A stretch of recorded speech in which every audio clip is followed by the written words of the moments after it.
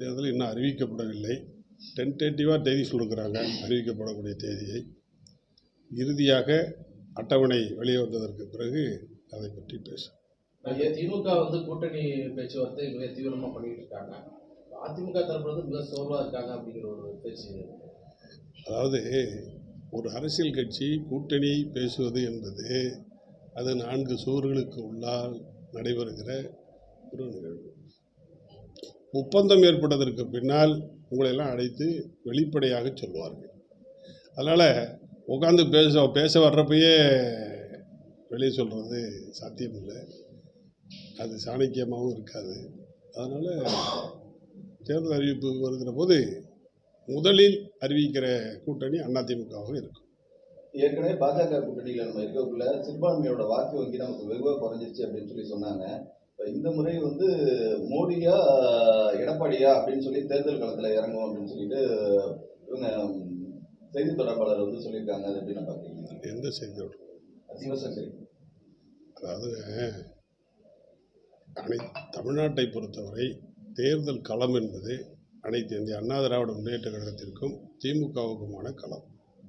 இங்கே 3வது அணியோ அது பிரிவோ எதுவும் நிற்கவே முடியாது. அது வெல்லவும் முடியாது. அது வரலாறாக வர முடியாது.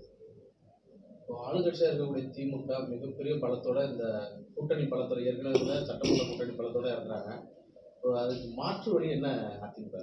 திராவிட முன்னேற்ற கழகத்தை பொறுத்தவரை ஒட்டுமொத்த தமிழ்நாட்டு மக்களின் பெரும் கோபத்திற்கு ஆளாகி இருக்கிறார்கள். ஆட்சியாளர்கள் அவர்களுடைய திறமையின்மையின் காரணமாகவும் அவர்கள் செய்திருக்கிற ஆட்சியின் அலங்கோலம் காரணமாகவும் ஒவ்வொரு துறையிலேயும் இன்றைக்கு போராட்டம் நடைபெற்று கொண்டிருக்கிறது. அனைத்து துறையும் போராட்டம் நடைபெற்று கொண்டிருக்கிறது. போராட்டம் நடைபெறாத துறையே இல்லை. அந்த அளவுக்கு மக்கள் திராவிட முன்னேற்ற கழகத்தின் மீது கடும் அதிருப்தியிலே இருக்கிறார்கள். சொன்னதை செய்வார்கள் என்று எதிர்பார்த்தார்கள். எதையுமே அவர்கள் செய்யவில்லை. 1-2 செய்தாலும் கூட அதில் 102 கண்டிஷன் போட்டு அதை இல்லாமல் ஆக்கிவிட்டார்கள். எனவே இந்த ஆட்சி திராவிட முன்னேற்ற கழக ஆட்சியின் மீது எத்தரப்பு மக்களுக்கும் மகிழ்ச்சி என்கிற பேச்சுக்கே இடமில்லை. கடும் கோபமாக இருக்கிறார்கள். அதை தேர்தல் களத்திலே காட்டுவார்கள், வாக்குச்சீட்டிலே காட்டுவார்கள். முன்னாள் அதிமுக சில எம்எல்ஏக்கள் நிர்வாகிகள் பிஜேபிக்கு போகிறாங்க. அதனால உங்களுக்கு ஏதாவது பாதிப்பு? அது அனைத்து இந்திய அண்ணா திராவிட முன்னேற்ற கழகத்தின் தொண்டர்கள் மாறினார்கள் என்று எங்கேயாவது உண்டா? கிடையாது. நூற்றுக்கணக்கானவர்கள், ஆயிரக்கணக்கானவர்கள், பல்லாயிரக்கணக்கானவர்கள் அனைத்து இந்திய அண்ணா திராவிட முன்னேற்ற கழகத்தில் சேர்ந்து கொண்டிருக்கிறார்கள். அது ஏன் உங்கள் கணக்கு தெரியல? யாரோ, நான் அவங்கள பற்றி குறை சொல்ல விரும்பலை, யாரோ அவங்க பின்னாடி அவங்க நிழல் போகுமான்னு கூட எனக்கு தெரியல. அவங்க போயிருக்கிறாங்க, அவ்வளோதான். ஆனால் மாநாட்டுக்கு பின் மிகப்பெரிய ஒரு கூட்டணி மாற்றம் நிகழும் அப்படின்னு அண்ணாமலை சொல்லியிருக்காரு. அதை எப்படி பார்க்குறீங்க? தமிழ்நாடு முதலமைச்சர் ஸ்டாலின் அவர்கள், விளையாட்டுத்துறை அமைச்சர் உதயநிதி அவர்கள், இன்னும் பல நாடாளுமன்ற உறுப்பினர்கள் மோடியை சந்தித்து கொண்டிருக்கிறார்கள். நீங்களும் பார்த்திருக்கிறீர்கள்.